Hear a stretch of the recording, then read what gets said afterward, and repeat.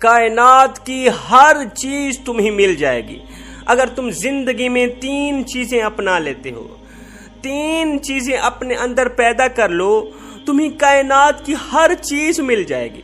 حضرت سیدنا علی المرتضیٰ شیر خدا کرم اللہ وجہ الکریم فرماتے ہیں یہ 3 چیزیں اپنانے والا شخص ہر گھڑی ہر لمحے اللہ تعالیٰ کی رحمت کی آغوش میں رہتا ہے۔ اللہ تعالیٰ اس بندے کو رحمت کی نگاہ سے دیکھتا ہے، کرم کی نگاہ سے دیکھتا ہے۔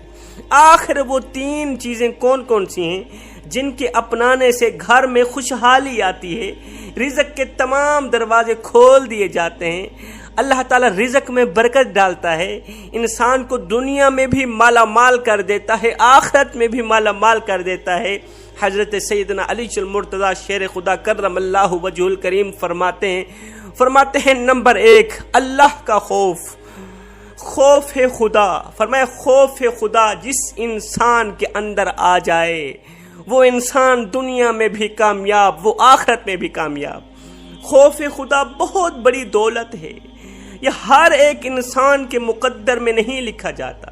خوف خدا کی بات آئی، عاجزی اور انکساری کی بات آئی، مجھے حضرت سیدنا عمر فاروق رضی اللہ تعالی عنہ کی زندگی کا ایک رلا دینے والا واقعہ یاد آ گیا۔ حضرت حذیفہ رضی اللہ تعالی عنہ کہتے ہیں حضرت عمر فاروق رضی اللہ تعالی عنہ کی خلافت کے آخری ایام تھے، کچھ دنوں بعد حضرت عمر فاروق رضی اللہ تعالی عنہ شہید بھی ہو گئے تھے، اس دنیا فانی سے رخصت بھی ہو گئے تھے۔ حضرت حذیفہ کہتے ہیں ایک دن میں رات کو گھر میں سویا ہوا تھا، ٹھنڈی ٹھنڈی ہوا چل رہی تھی، بے فکر سویا ہوا تھا۔ رات کا دوسرا پہر آیا، میرے گھر کے دروازے پر کسی نے دستک دی، اچانک کسی نے دستک دی۔ میں گھبرا گیا کہ رات کا دوسرا پہر ہے، اچانک میرے گھر کے دروازے پر کس نے دستک دی۔ میں گھبرا کر میں نے دروازہ کھولا، دیکھا حضرت عمر فاروق رضی اللہ تعالی عنہ کھڑے۔ میں نے حضرت سے پوچھا حضرت خیریت تو تھی آنے کی، آپ مجھے اپنے گھر میں بلا لیتے، بندہ نچیز کے گھر آنے کی وجہ کیا ہے؟ رات کا دوسرا پہر ہے۔ حضرت عمر فاروق رضی اللہ تعالی عنہ کو میں اندر لے کے آیا، چارپائی پہ بٹھایا۔ حضرت عمر فاروق رضی اللہ تعالی عنہ نے میرا ایک ہاتھ پکڑا، اپنے سینے پر لگایا۔ حضرت نے فرمایا اے حذیفہ، آج میں عشاء کی نماز پڑھ کر واپسی گھر کی طرف جا رہا تھا تو نبی کے پیارے صحابہ پیچھے سے کہہ رہے تھے عمر کتنا نیک ہے، فرما رہے تھے عمر کتنا اچھا ہے، کتنا نیک ہے۔ حذیفہ میں اپنے گھر میں گیا، میں نے اپنی بیوی سے پوچھا کہ کیا تو مجھ پہ راضی ہے؟ بیوی نے کہا میں آپ پہ راضی ہوں۔ بچوں نے بھی، بیوی نے بھی اللہ کو گواہ بنا کر کہا کہ ہم آپ پہ راضی ہیں۔ حذیفہ میں آپ کے پاس آیا ہوں، لوگ تو مجھے نیک کہتے ہیں، لوگ تو مجھے اچھا سمجھتے ہیں، میں آپ سے اتنا پوچھنا چاہتا ہوں، سچ سچ بتانا کہ عمر کا نام منافقوں میں شامل تو نہیں ہے؟ مجھے سچ سچ بتانا حذیفہ خدا رہا کہ میرے کریم نبی تیرے ساتھ راز کی باتیں کیا کرتے تھے، میرے کریم نبی تجھے راز کی باتیں سنایا کرتے تھے۔ مجھے اتنا بتا دو کہ لوگ تو مجھے اچھا سمجھتے ہیں، لوگ تو مجھے نیک سمجھتے ہیں۔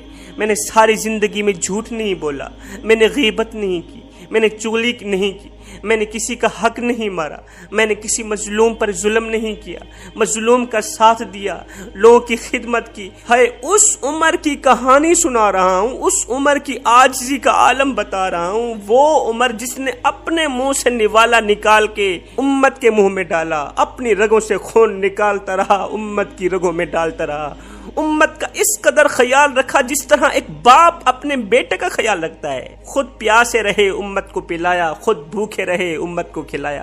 اس عمر کی عاجزی کی کہانی سنا رہا ہوں جس کے بارے میں میرے کریم نبی نے فرمایا کہ میرے عمر کو اللہ تعالی نے مقام اتنا دیا ہے، مرتبہ اتنا دیا ہے کہ عمر جس راستے سے جا رہا ہو شیطان وہ راستہ چھوڑ دیتا ہے۔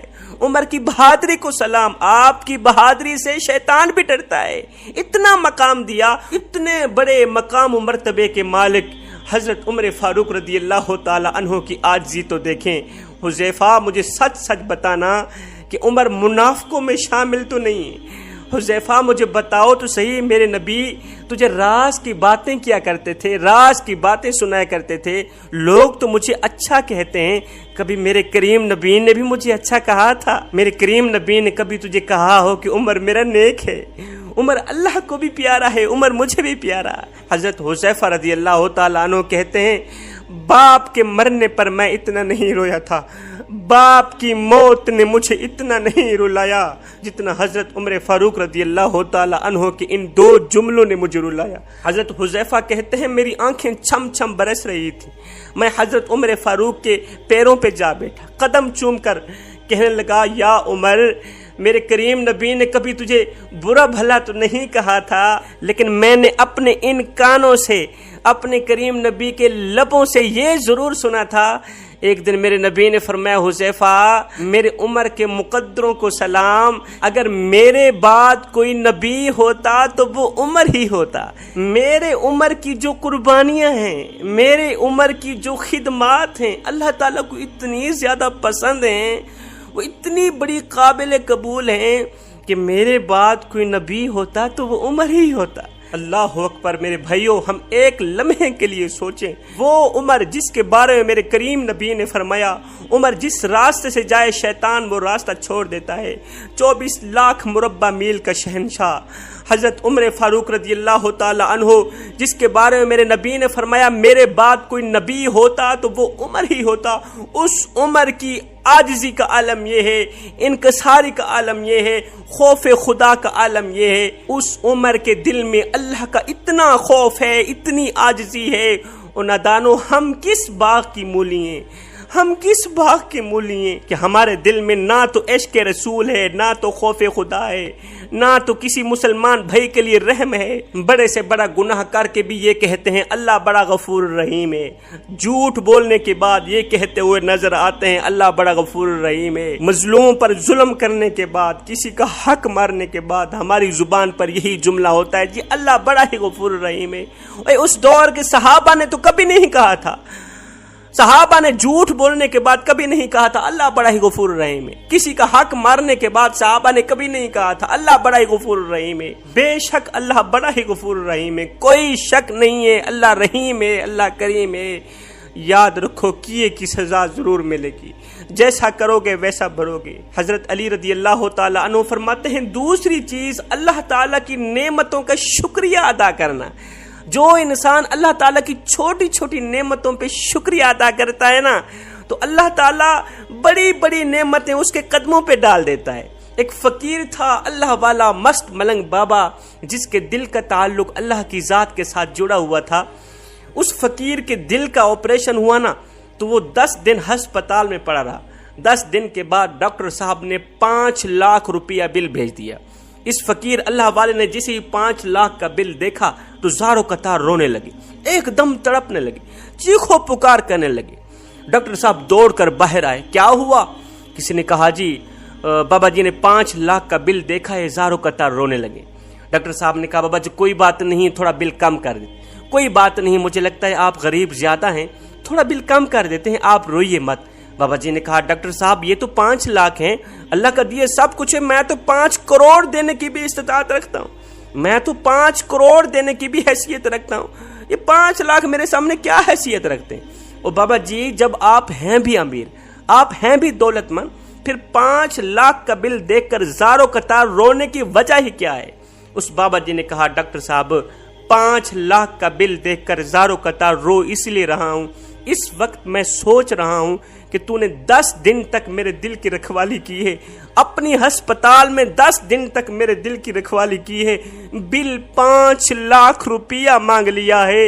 افسوس کہ جس رب نے ساری زندگی میرے دل کی رکھوالی کی ہے اس کا تو شکریہ بھی ادا نہیں کر سکا۔ جس اللہ نے ساری زندگی میرے دل کی رکھوالی کی اس کا تو میں شکریہ بھی ادا نہ کر سکا۔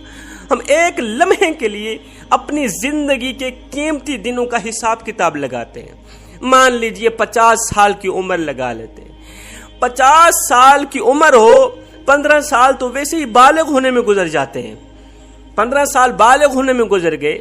ظاہر ہے 24 گھنٹوں میں 8 گھنٹے بندہ سوتا بھی تو ہے نا، 10 گھنٹے بندہ سوتا بھی تو ہے نا۔ ہم 50 سال کی عمر میں سے 20 سال سونے کے نکال لیتے ہیں. کتنے ہو گئے؟ 35 سال. 15 سال بالغ ہونے کے، 20 سال سونے کے، 35 سال ہو گئے. ظاہر ہے 50 سال کی عمر میں سے بندہ کھاتا بھی ہے، پیتا بھی ہے، نہاتا بھی ہے، دھوتا بھی ہے. 10 سال وہ بھی نکال لیتے ہیں. پیچھے کتنے رہ گئے؟ 5 سال بچتے ہیں. او نوجوانو، میں تمہاری جھولی میں 50 سال نہیں رکھنا چاہتا. میں تمہارے دامن میں 30 سال بھی نہیں رکھنا چاہتا، 20 سال بھی نہیں رکھنا چاہتا. 50 سالہ عمر میں سے 5 سال نکال کے تمہاری جھولی پہ رکھ کے اتنا پوچھنا چاہتا ہوں کہ اپنے مفتی سے پوچھ کے مجھے بتاؤ کہ ان 5 سال کی عمر میں سے تم نے رب کو کیا دیا؟ رب نے تم پر کرم کتنا کیا؟ قبلہ کرم کے انتہا کر دی، حد کر دی میرے اللہ نے.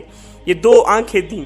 ایک آنکھ خراب ہو جائے لاکھوں کروڑوں روپے لگا دوں گا، کسی نہ کسی طرح یہ میری آنکھ ٹھیک ہو جائے. اگر میری ایک پلک کے بال جھڑ جائیں، میں لاکھوں کروڑوں روپے لگانے کو تیار ہوں، کسی نہ کسی طرح اس پلک کے اوپر بال آ جائیں. قبلہ یہ آنکھیں، یہ کان، یہ دل، یہ گردے، یہ پھیپھڑے، یہ وہ قیمتی مٹیریل ہے جو لاکھوں کروڑوں سے بھی زیادہ قیمتی ہے. مزے کی بات نہ بتاؤں، اللہ نے مجھے مفت میں عطا کر دی، اللہ نے مجھے مفت میں دے دی. کبھی بل بھی نہیں مانگ، کبھی پیسہ نہیں مانگ. تو فرمایا اللہ تعالیٰ کی نعمتوں کا شکریہ ادا کرنے والا شخص دن بدن امیر تر امیر بنتا چلا جاتا ہے. حضرت علی رضی اللہ تعالیٰ عنہ فرماتے ہیں تیسری چیز غصے اور طیش کو جڑ سے اکھاڑ کر باہر پھینک دینا.